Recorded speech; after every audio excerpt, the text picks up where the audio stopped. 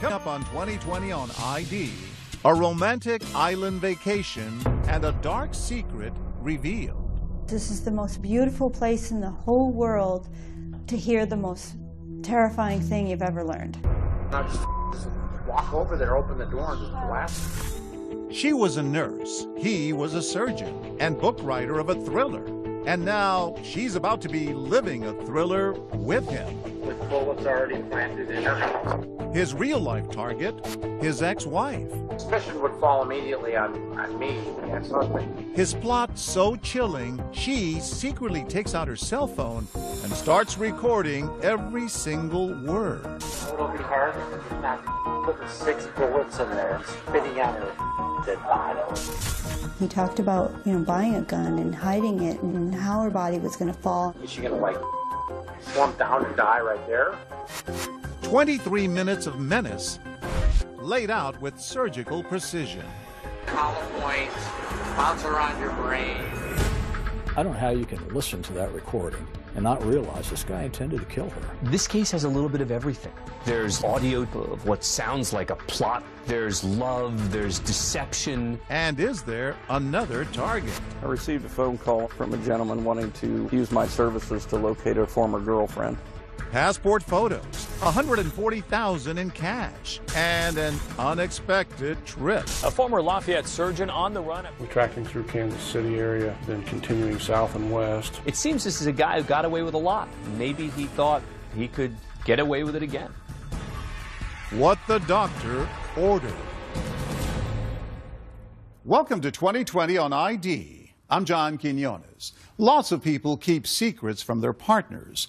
But the woman you're about to meet could never have imagined the terrible scheme her lover had been harboring. And now she had a decision to make. Should she turn him in? But if you think the story ends there, think again. A murder plot wasn't his only secret. And that audio tape doesn't add up to an open and shut case. Was it all real or just the fantasy of an angry man? This story involves stashes of cash, a hidden life in another country, and a fugitive on the run. And as Lindsay Janis first reported in 2015, it all started in what seemed like the most unlikely of places. Welcome to Peru, Indiana. The proud 11,000 residents like to tell you about their agriculture. Favorite son, songwriter Cole Porter. And their curious claim of being the circus capital of the world. Oh, it's a lovely small town. It's filled with very friendly people. Bruce Embry moonlights as the ringmaster at Peru's amateur circus. But in his day job, he's a city lawyer and about to be the prosecuting attorney in a big top spectacle unlike anything this town has ever hosted. I've been in this criminal justice business for 39 years. By far the most fascinating case that I've seen. A former Lafayette surgeon on the run. Detectives found a gun, a bag of clothing, and gloves. I thought I was reading a novel. I felt like this was a murder mystery. Stranger than fiction is good business for this local reporter from Indianapolis Monthly. At what point did you say, oh my gosh, this reads like a Hollywood script? The most interesting part is if he was going to murder his ex-wife, how he would do it in a strategic way, down to the detail. He is Dr. Gregory Conrath, a prominent orthopedic surgeon, earning as much as $1.7 million a year, specializing in sports medicine, broken bones, and severe trauma. And he doesn't just treat the rich. These are images of Dr. Conrath donating his time and talent to the relief efforts in Haiti. He was at the top of his game, owning as many as 5 homes. But he's gone through a messy divorce with the mother of his 3 children. And as Dr. Conrath approaches the big 5-0, he turns to the website OurTime.com for some age-appropriate romance. He was looking for the same things, looking for a serious relationship. We seem to have similar things in common. Joanna is a nurse, mother, and divorcee too. She was impressed with her knight in shining armor from the start. So tell me about your first date. What was your first impression of Dr. Conrath? I walked up, he was standing at the bar, and so he turned around. He's a very good-looking guy.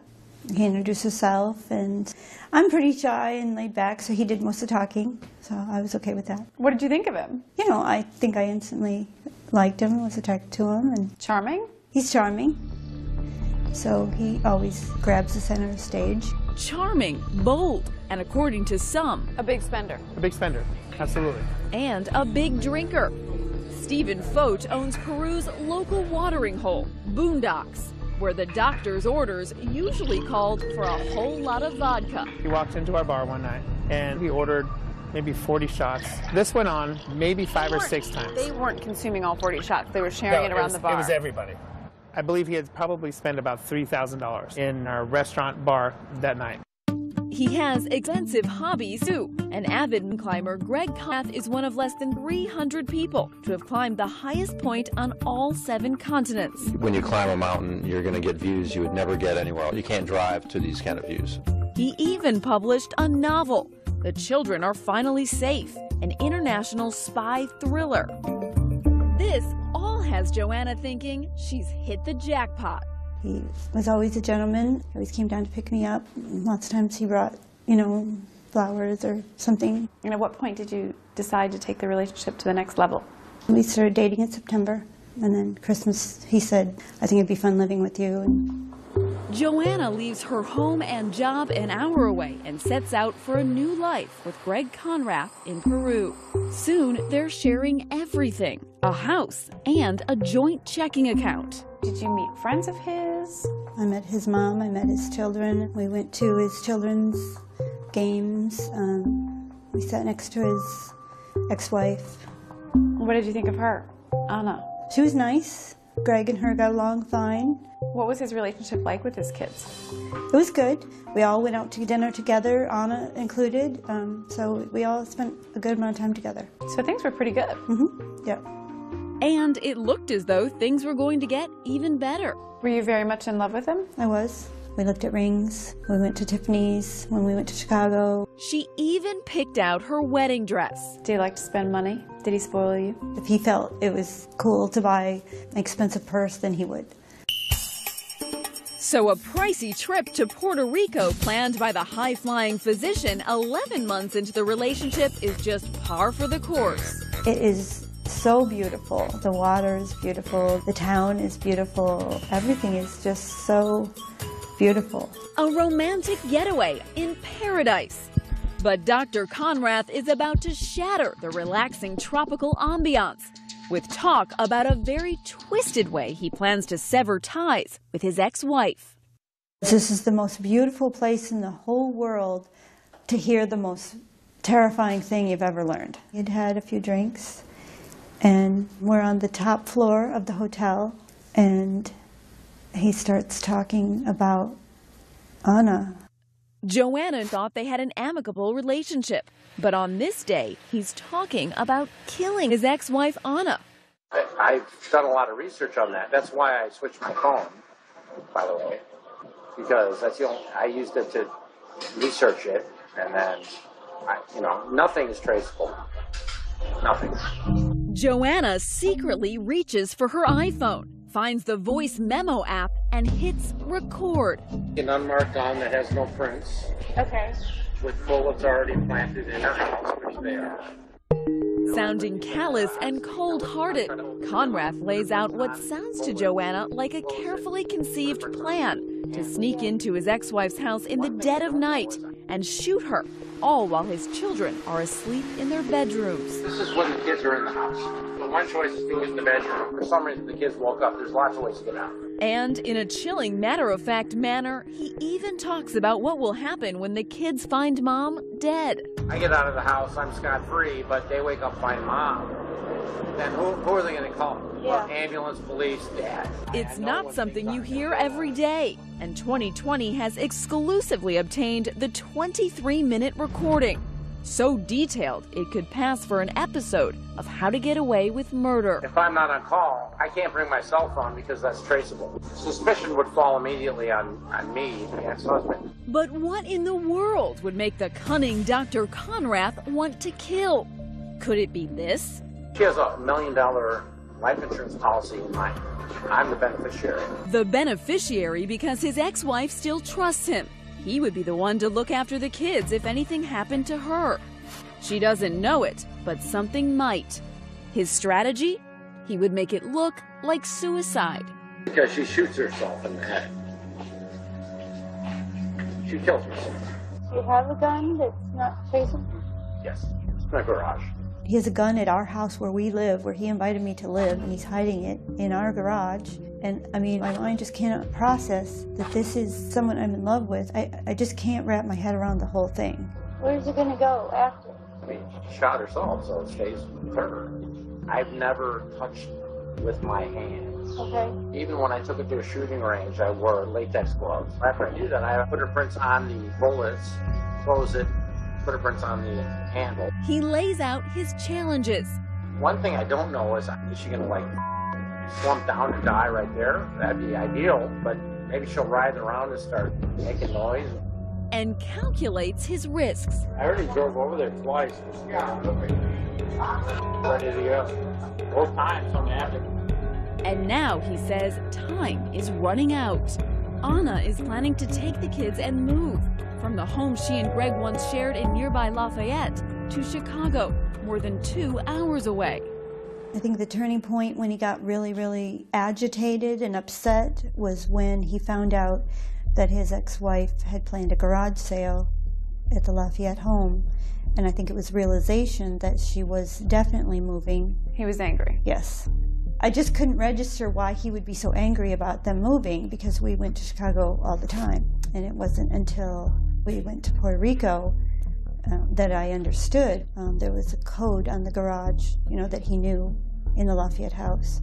And in Chicago, he didn't have any access to get into the Chicago house. For Conrath, it seems the race is on. It has to be done before they move. Cannot be done in Chicago. There's only one other voice heard on that recording. An unassuming bartender, unwittingly adding fuel to the fire. Want one more, honey? I'll take one more. I'll give her one more. I'll drink it if she doesn't. You know Greg really well. You spent a year with him. Do you really think he was going to kill his ex-wife? Yes, no doubt in my mind. What do you think of this morally? I think it's justice. Two wrongs don't make a right. God's gonna strike her down. Perhaps God is listening. At the end of the recording, church bell from a nearby Catholic church. The irony is not lost on Joanna. What is with that bell? It's time for church. Time for church. Saved by the bell, literally. But what's Joanna's next move? Turn the doctor's violent rant into the police? Not so fast. Even though she knew that he was serious about doing this, for her it wasn't simple. Will she go along with the plan or blow the whistle? While you're recording him, you're not trying to talk him out of it. And Dr. Conrath has another surprise for Joanna. She is deeply in love with him and wants to know when she'll see him again. When we come back.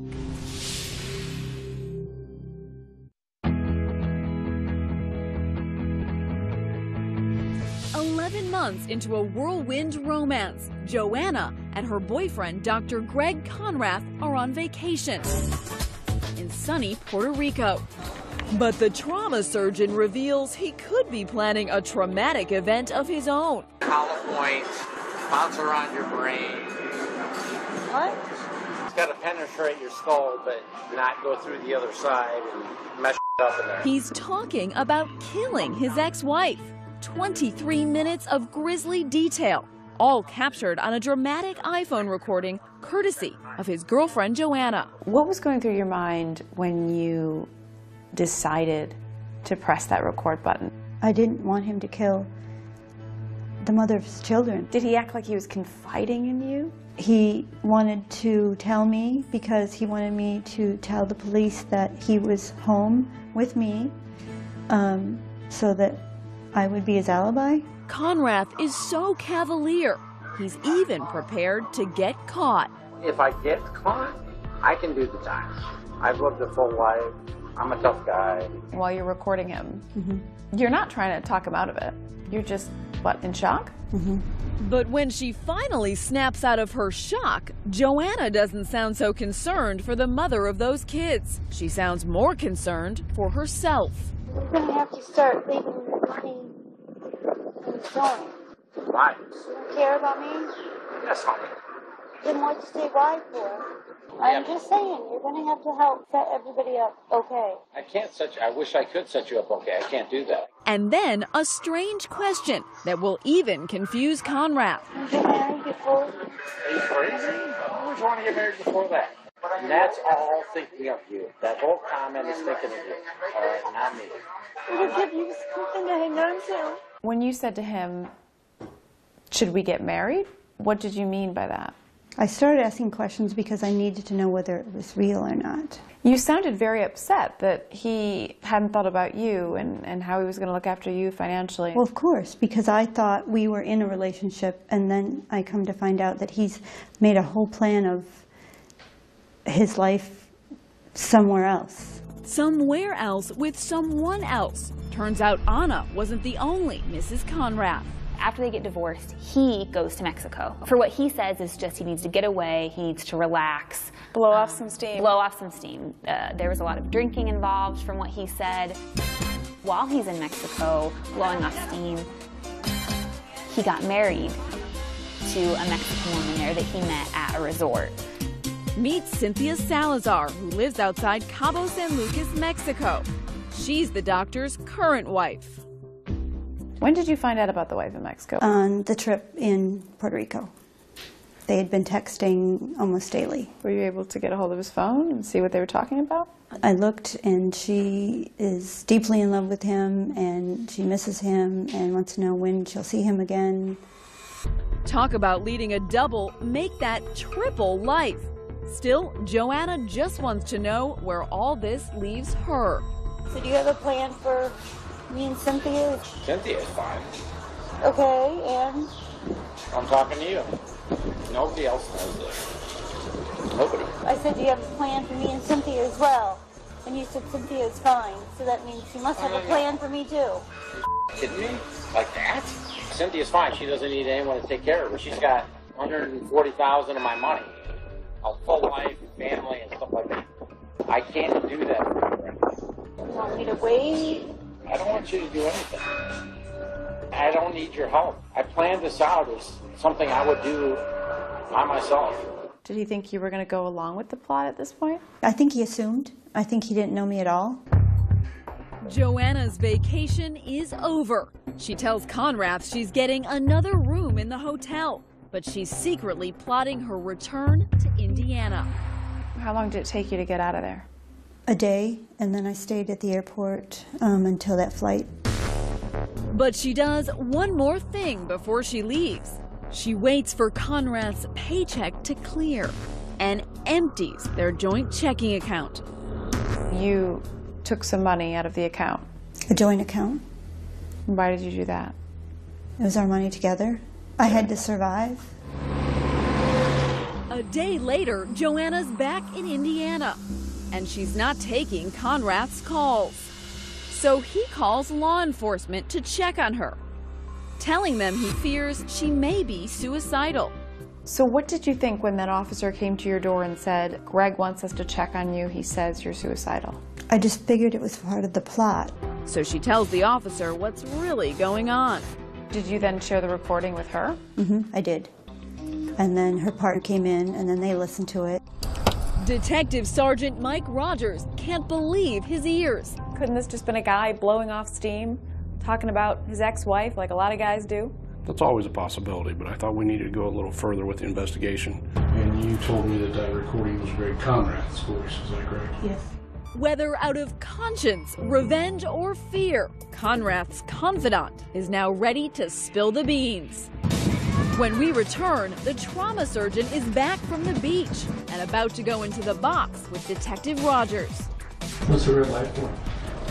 It's recording. Oh, sorry. And has even more bombs to drop.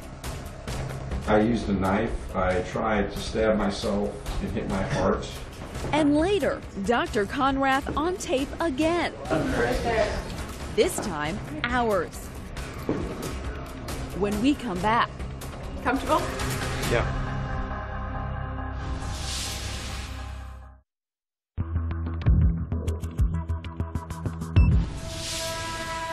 Joanna's just turned in her boyfriend, 49-year-old Greg Conrath, doctor and divorcee, with that incriminating recording about how he would kill his ex-wife. Police are concerned for Joanna's safety. Part of the information that he will have access to involves information that he's going to know came from you through just common sense and inference. So they arrange for her to live in a safe house. And meanwhile, Dr. Conrath's come back to an empty house. Detective Mike Rogers calls him in for questioning. I didn't want to cut to the chase and find out why I asked you to come here. And gets right to the point.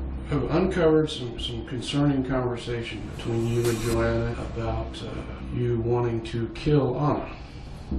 Okay? I'm here to get your side of the story. And Conrath is happy to spin his own yarn.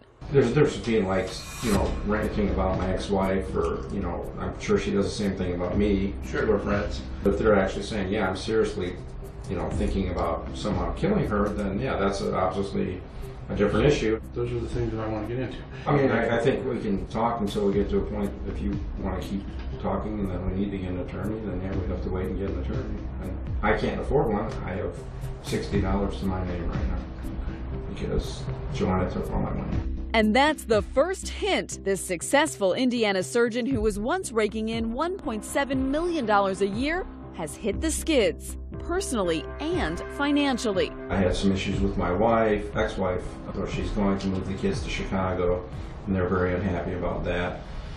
And I am too, put myself in a bad position financially. Tell me the sources of your income if you don't mind.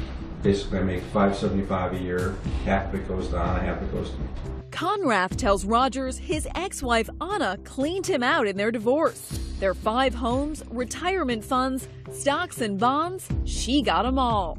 My attorneys were terrible, her attorneys were really good, and basically lost everything to her. Couple that with a gambling problem. Conrath makes a startling admission. He once tried to do himself in. Any suicidal tendencies in your background? Oh yeah, I tried to kill myself once when I was in Mexico. Mexico, where he met wife number 2, Cynthia Salazar. But a new romance wasn't enough to cure what ails this dispirited doctor. I used a knife. I tried to stab myself and hit my heart, and then I tried to slit my throat and missed my carotid, which I was trying to hit. I mean, pretty bad for a surgeon. Were you becoming more convinced that this is a man planning to commit murder? More convinced you wouldn't talk about the gun at all. Do you own any firearms? Does that have to do with this death threat thing? Just a simple question, do you own any firearms? Yeah, I want an attorney for that one. Finally, the ever-talkative Dr. Conrath realizes it's time to clam up. And as hours pass, the cops may have a motive, but still don't have a crime. Well, at this point, you're free to go. Detective Rogers will search this humble rental home Conrath and Joanna were sharing. And in the garage, they hit pay dirt. This is a photograph of the garage. The gun was actually located in this bag. And we found everything he said he had laid out in that house. Prosecutor Bruce Embry says the physical evidence is a turning point in the investigation. There's a set of scrubs and a set of sweats in the area, which is what he said he was going to wear. It all added up. And what was in his ex-wife Anna's house? She found the bullets that he said he had planted in the house. How did Anna react? When she listened to the recording, read the transcript, and then discovered the bullets in her house, she was frightened. So in your opinion, he was absolutely planning to commit murder? I was convinced at that point, and I still am, that he intended to kill his ex-wife. So we charged him with attempted murder. Conrath gets a lawyer, defense attorney Eric Honeyegger. The actual tape was his own words. And I thought there was a fairly good likelihood that the jury would convict him based on that. And to the prosecution, the case looks open and shut. A motive, a weapon, and the doctor's bone-chilling prognosis on that recording. Is she gonna like slump down and die right there? That'd be ideal. But in keeping with the spirit of this strange saga, Conrath won't stand trial because he never actually acted on his words. You decided to drop those charges. Ultimately, we had to. You had to be in the vicinity with the means to commit the murder. We couldn't get the case past the judge. There's no question that in certain other states, he could have and would have been charged with attempted murder and very likely convicted. So it looks as if the would-be killer Dr. Conrath is going to get off scot-free. So why is he in jail? It seems this is a guy who got away with a lot. Maybe he thought he could get away with it again. When we come back, Dr. Conrath sets his sights on Joanna. I received a phone call from a gentleman wanting to use my services to locate a former girlfriend. And I'm thinking, if you've got the contact phone number for this lady, why aren't you calling her? And puts his surgical skills to another use. Then we had a call that he had been getting passport pictures shot. He not only got passport pictures, but he asked them for a ruler, got out his driver's license and measured the size of the photograph of the driver's license. One might guess that he's going to try to find some ID someplace. Stay with us.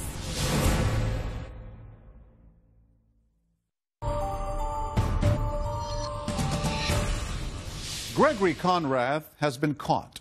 While on vacation, he revealed a plot to murder his ex-wife, and his girlfriend recorded it all. But Indiana law says talking about committing murder isn't a crime. So then, why is Dr. Conrath in jail?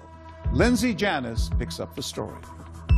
Miami County Jail in Peru, Indiana. The doctor's new digs. This is him right when you arrested him the first time. Yes.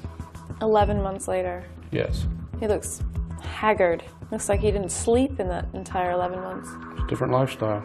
Dr. Greg Conrath, renowned surgeon and wealthy mountain climber, has gone from the peaks of all 7 summits to rock bottom, cuffed and shackled in an Indiana county jail, and is ready to sit down face to face with 2020. 1 second we're on this vacation to Puerto Rico talking about marriage, and then suddenly, you know, I'm arrested for attempted murder. But in a bizarre twist, it's not that infamous recording that's landed him here. He beat that rap. You have to show intent to do it, planning and preparation.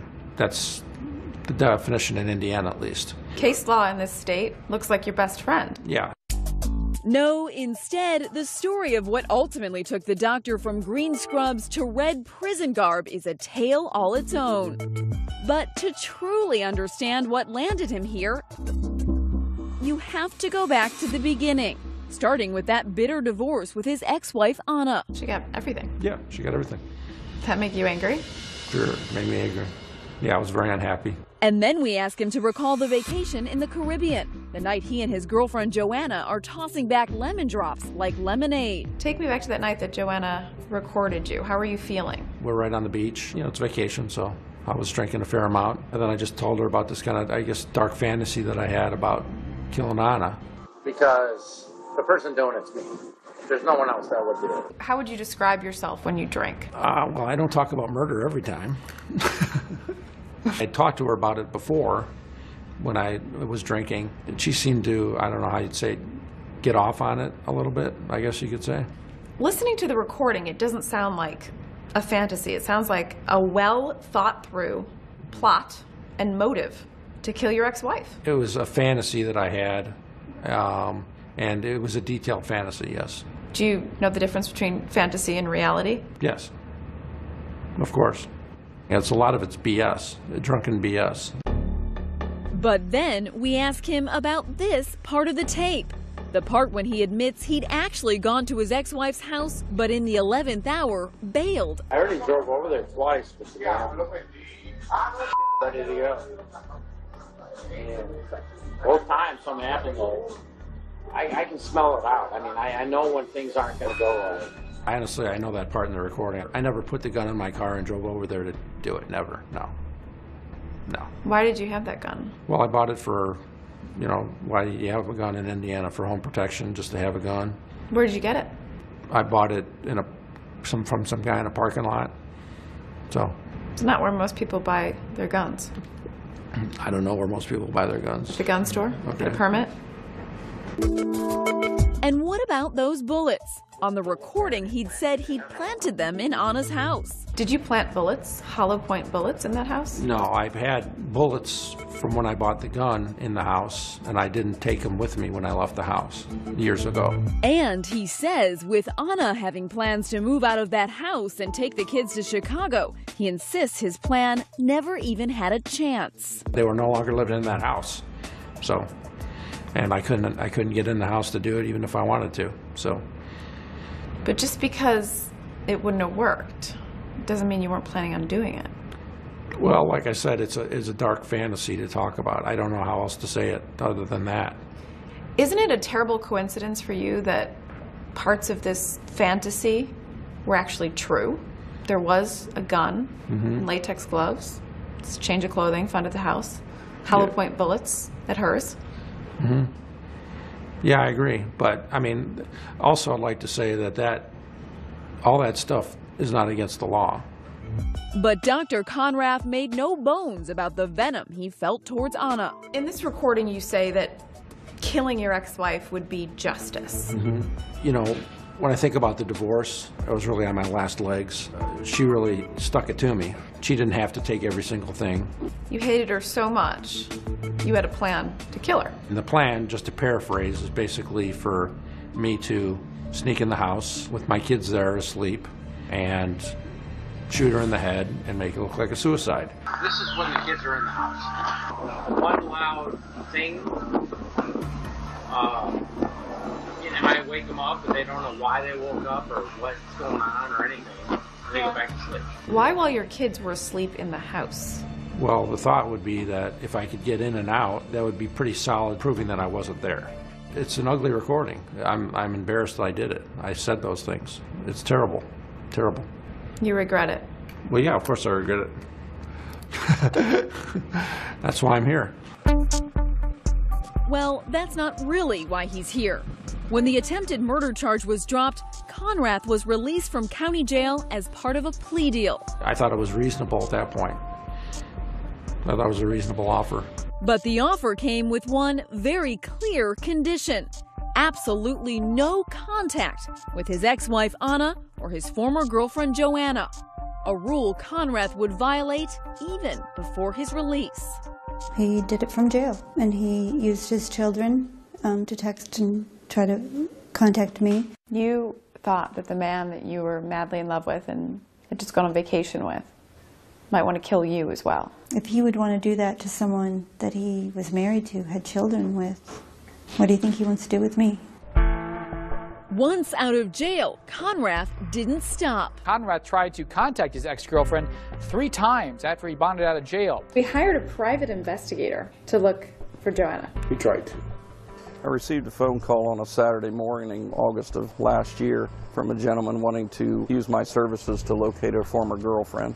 Dale Seward is the private investigator Conrath hired. He's got a piece of paper in there with her information, and I'm thinking, if you've got the contact phone number for this lady, why aren't you calling her? But it was yet another piece of paper, Seward says, that really raised flags. He'd written me a $150 check and put it in the envelope. He's got on there Conrath, and it's a $150 check, and he's got a Post-it note on it that says, please don't cash till Friday. You thought, how come a doctor can't write a check for $150 bucks? Yeah. The private eye quickly figured out who Conrath was and alerted the cops. I missed her. You know, I missed the relationship. I wanted to know what happened. I wanted to get some closure. But Conrath wasn't done breaking the rules. With his passport confiscated, he heads over to this local Walgreens. Then we had a call from a woman telling us that he had been in getting passport pictures shot. He not only got passport pictures, but he asked them for a ruler, got out his driver's license and measured the size of the photograph of the driver's license. One might guess that he's going to try to find some ID someplace. But Conrath has one last trick up his sleeve. The doctor is on his way for an unscheduled house call. So he cuts his bracelet off there.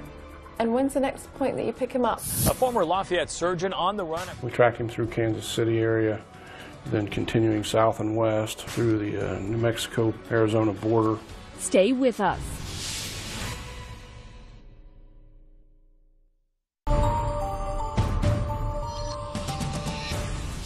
Gregory Conrath has evaded being prosecuted for attempted murder, but he has been ordered to have no contact with either his ex-wife or his ex-girlfriend, Joanna. Still, it didn't take long before he broke that bargain, and that's not the only thing he broke. Here again is Lindsay Janis.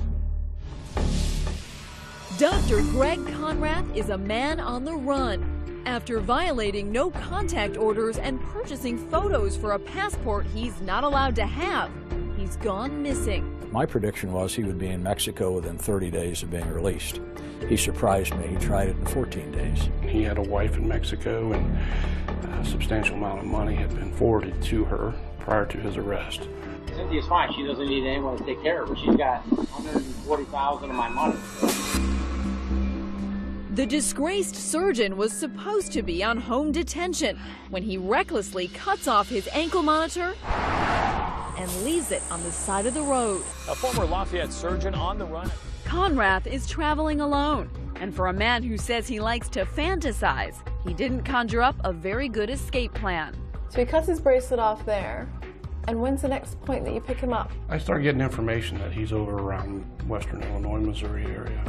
There's a Wendy's. Conrath's debit card pings at the fast food joint. Surely he should have known that you could track him. Yeah, you would think so. And he uses his cell phone, which leaves a digital footprint. We tracked him through Kansas City area, then continuing south and west along I-40 through the New Mexico-Arizona border. He was then arrested tonight, just a mile outside of Flagstaff. How long did it take him to get to Arizona? About 2 days. Another, what, half a day, and he would have been in Mexico? Probably. He had stolen a license plate and switched plates on his car. So I think that bought him some time. And he'd packed for quite a while. This is what his car looked like, is that right? Yes, that's what was found at the scene of the traffic stop along I-40. In his car, 40 pairs of shoes and just about everything he owns. Kitchen utensils, pots, pans. The jig is up. Conrath pleaded guilty to stalking charges and fleeing. And despite beating that attempted murder rap, he was sentenced to 10 years in state prison. He could be out in 6. Getting a 10-year sentence for stalking, especially doing what I did, which is very benign, is pretty extreme. That's extreme. Sounds like you're feeling sorry for yourself. I think I was treated unfairly, yes. I think the judge and a lot of people did not forget about the attempted murder charge like you should, because it's dropped. I think that's colored the judge's determination of how much time I should have, as well as the prosecutor. If it was just a stalking charge, doing what I did, I mean, you know, most people would go on probation for a year. Prosecutor Bruce Embry disagrees. He was attempting to find her address. Most stalkings are pretty petty, but he was stalking a woman that he had threatened to kill, and I think that's pretty serious. Perhaps Conrath got off easy. Remember his boasting on that recording? Honestly, I could suck up 30 years of jail time, and in the end, I can do the time. Still think you can do hard time? I'm actually looking forward to going to prison. It's a lot easier to do your time in prison than in a county jail. There's a lot more to do. I'm going to write another novel? I've thought about writing a sequel to the one I wrote already, or maybe something about my life, I don't know. A New York Times bestseller? More like a sad commentary. You know, my career as an orthopedic surgeon is ruined. Never going to do that again. How do you reconcile that man doing charitable work in Haiti, operating on victims there, and the man in jail right now? What I do is I'm a doctor, I take care of people, and if I said some stupid things, then, I mean, I'm paying for it. What a thing to throw away. All that education, the potential income, but he made a series of really bad decisions that have led him to another series of bad decisions, and here we are. Is it possible we'll never know whether he intended to kill his ex-wife? Oh, I don't think we'll ever know any more about this than we know right now. It will always be a mystery. The fallout from Dr. Conrath's misfortune leaves a trail of broken hearts. There's that other Mrs. Conrath in Mexico. What was that all about? Oh, a woman I met down there, and we got married. I mean, Fell in love and just got married? yeah, pretty much. You're still married? Yes. Officially, yes. Since this happened, that's been on hold. But I don't know if she's going to wait for me for 5 or 6 years. And then there's Joanna, who had wedding plans of her own. This is the dress I intended to wed Greg in, which I now call the killer dress. What was Joanna's motivation, do you think, in courting you? Well, that's been a real stickler for me. That day we were talking about marriage, and then 2 days later she's on a flight back, you know, with this tape recording. I think she truly was thinking I was serious and truly thought she was doing the right thing. How do you go to work every day and save lives and work on patients, and then at night plan to kill someone? How do you do that? And that brings us to Anna, the ex-wife and one-time target of his so-called fantasy murder plot. She declined to talk to 2020, but in perhaps the most unbelievable twist of all, Dr. Conrath confessed this. Do you still have feelings for Anna? Yeah, I think I still love her. Would you ever want to get back together with her? I think it'd be good for the kids, but that's never going to happen. She's let me talk to him, which is great. Definitely keeps me going. Sounds as if the women caught in Conrath's tangled web will be entangled forever. Do you have any message to send to anybody? Just, you know, watch what you say in front of your girlfriends. As of 2016, Gregory Conrath remains in prison. His earliest scheduled release date is 2022, and his no-contact order with both Anna and Joanna is still in effect. I'm John Quinones. Please join us next time for another edition of 2020 on ID.